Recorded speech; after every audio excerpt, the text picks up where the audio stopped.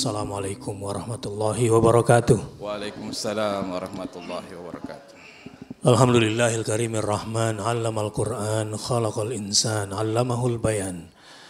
Asyhadu an la ilaha illallah wa asyhadu anna Muhammadar Rasulullah. Allahumma shalli ala Muhammad wa ala ali sayyidina Muhammad. Subhanaka la ilma lana illa ma 'allamtana innaka antal alimul hakim. Amin. Yang saya muliakan dan saya hormati orang tua saya dan orang tua anak-anak muda kita, Bapak Mubarak selaku Ketua Pengurus Harian Masjid Istiqlal, yang mudah-mudahan selalu dalam limpahan rahmat dan taufik Allah Subhanahu wa taala. Amin amin ya Allah. Karena bagaimanapun posisi beliau sangat penting sekali, khususnya bagi umat Islam di Indonesia saat ini. Dan kepada Akhuna Raisul Jalsah, moderator, mudah-mudahan kita bisa memberikan manfaat kepada umat lewat ilmu yang sedikit ini. Amin.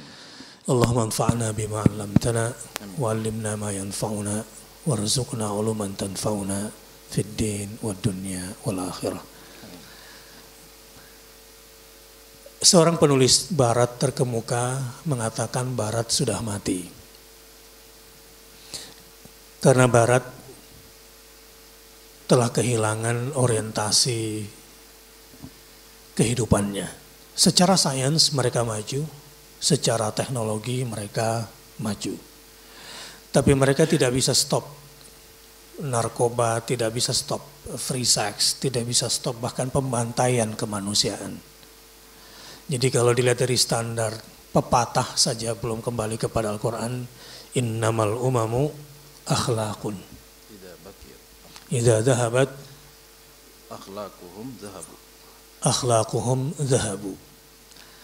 Satu bangsa itu diukur peradaban dan kemajuannya dari akhlak. Jadi kalau akhlaknya hilang, maka hilang pula bangsa tersebut. Disorientasi Barat kira-kira digambarkan oleh Barat sendiri begini. Orang-orang Islam yang berkiblat ke Barat dalam mencari nilai-nilai keselamatan hidup ini, barangkali seperti orang yang antri untuk beli karcis agar bisa naik ke kapal karam. Dari sisi akhlak tentunya dan peradaban. Tapi alhamdulillah, sekarang di Amerika, tadi kan jumlah umat Islam di Indonesia ini turun. Kalau di Amerika sudah 20 juta lebih. Dan neck to neck perkembangan Islam di Prancis dan Inggris juga sangat besar. Berbeda dengan Mozambik yang dulunya 99% Islam, sekarang 95% non-Islam. Jadi ada yang memang paradoks kelihatan. Di negara-negara yang pinter pada berbondong-bondong masuk Islam, yang kurang intelektualnya malah agak berkurang. Makanya di Indonesia ini sudah warning tadi beliau, Pak Kiai menyampaikan penurunan kita sudah berapa persen tadi datanya, 1,4 ya. Bisa jadi lebih dari itu. Ya, dari Islam convert kepada kekafir, itu belum yang dikafirkan dari dalam ya. Kalau plus dikafirkan yang dari dalam mungkin tambah banyak lagi. Baik, ada yang menarik. Tidak ada yang bisa menduga peradaban Persia yang seperti Amerika sekarang dan peradaban Romawi yang seperti Eropa sekarang adalah dua negara dikuasa di mana ketika Islam ada, ini yang paling dominan di muka bumi. Tapi dua-duanya runtuh. Dan tidak ada yang bisa membayangkan dari sebuah negeri yang tandus di Jazirah Arab itu tiba-tiba lahir sebuah peradaban baru di muka bumi ini. Bahkan sampai 2/3 dunia hanya dalam tempo yang tidak sampai 100 tahun. Tidak sampai 1 abad. Hanya di zaman Umar bin Khattab saja. Kemudian menguasai 2/3 dunia. Padahal dunia pada masa itu mungkin sama seperti sekarang pada kegelapannya, walaupun mereka merasa beragama. Kemudian Allah berkehendak menurunkan penyelamat manusia dari kehidupannya yang membahayakan. Sudah urgent Allah kirim ke muka bumi seseorang yang harus menuntun manusia yang sudah disorientasi kehidupannya. Sudah berbondong-bondong menuju jurang kerugian. Innal insana lafi khusr illa alladzina amanu wa amilus salihat wa tawasaw bil haqq wa tawasaw bis sabar. Jadi dari sudut pandang era pada masa itu, kalau saya melihatnya dari surah Al-Asr, ya memang Allah berkehendak untuk menyelamatkan manusia dari kebrutalan nilai-nilai yang mereka anut. Apa yang mereka lakukan sudah di luar batas nalar normal manusia biasa. Bukan cuma yang terjadi di tanah Arab saat itu. Wa'dul banat, mereka malu punya anak perempuan. Tapi sekarang yang dibunuh bukan cuma anak perempuan, laki-laki dan perempuan. Di zaman Fir'aun yang dibunuh cuma anak laki-laki. Tapi sekarang yang dibunuh laki dan perempuan. Bahkan mulai dari dalam perut sudah dibunuh. Atas nama ilmu pengetahuan. Atas nama kemajuan teknologi yang orang sudah berkiblat ke sana.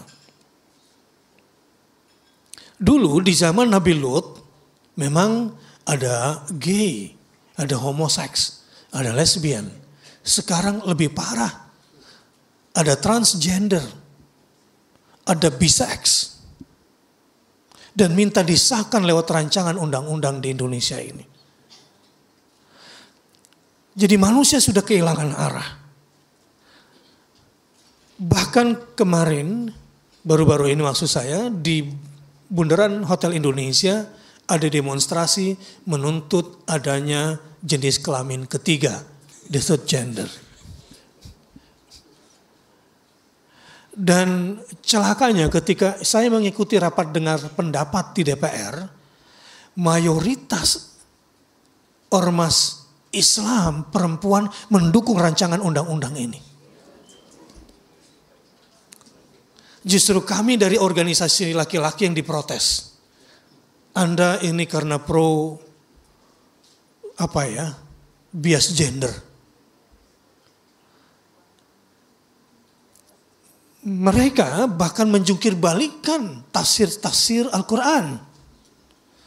Dan mengatakan bahwa tidak ada ayat di dalam Al-Quran yang mengatakan menikah itu harus dengan lawan jenis. Yang ada hanya cuma kata azwaj atau zauj, berpasangan. Karena manusia terlahir itu sebetulnya bebas untuk memilih dengan siapa dia berpasangan. Tidak ada kata laki-laki harus menikah dengan perempuan di dalam Al-Quran. Dan ini guru besar yang berbicara. Ahli tafsir Al-Quran katanya. Manusia kalau sudah menempatkan Quran di belakang, didorongnya ke neraka. Kalau sudah menempatkan Quran di depan, baru dibawanya ke surga. Nah pada hari ini, mudah-mudahan kita termasuk orang-orang yang diselamatkan oleh Allah Subhanahu wa taala dengan taufiknya, dengan Al-Qur'an ini. Baik. Mungkin supaya agak fluktuatif contohnya, kadang ke contoh awam, kadang ke contoh intelektual juga untuk keselamatan kehidupan ini. Misalnya tadi saya katakan orang kalau sudah lupa dengan penciptanya, orang kalau sudah dikaburkan tentang kitab sucinya, maka Allah akan bikin lupa dia. Ya, karena dia lupa sama Allah, maka Allah bikin dia lupa. Bahkan lupa sama kelaminnya sendiri. Ya, kan ada yang mengatakan begini, saya ini sebetulnya feminin yang terperangkap dalam tubuh maskulin gitu-gitu. Jungkir balik gak ini Bu? Kalau ada di antara kita yang menolak cara berpikir itu, dianggap kita yang tidak normal saat ini. Jadi udah gak jelas siapa yang normal kalau gitu. Anda kenapa dikatakan perempuan? Hanya gara-gara stigma. Stigma karena Anda punya vagina, Anda disebut perempuan. Dan Anda kenapa dikatakan laki-laki itu juga stigma budaya. Karena gara-gara Anda punya penis. Sekarang boleh ganti. Transgender. Sudah jungkir balik. Emang udah dekat kiamat saat ini. Ya. Coba lihat. Siapa pembantai kemanusiaan, tapi siapa yang kemudian dinistakan? Ini sudah akhir zaman memang. Sahabat bertanya, pada masa di mana kita dalam akhir zaman di penuh keraguan ini, kita tidak tahu siapa yang benar. Lalu pada saat kebingungan seperti itu kira-kira apa yang harus kami lakukan agar kami selamat dalam jalan kebenaran? Lihat kemana arah anak panah ditujukan, di situ ada kebenaran. Ini maksudnya bahwa di akhir zaman orang-orang berpegang kepada agama yang lurus, kadang-kadang dituduh sebagai fundamentalis, radikalis. Karena apa yang disebut dengan moderat biasanya harus sesuai dengan barat. Padahal walan tardha ankal yahudu walan nasara hatta tattabi'a millatahum.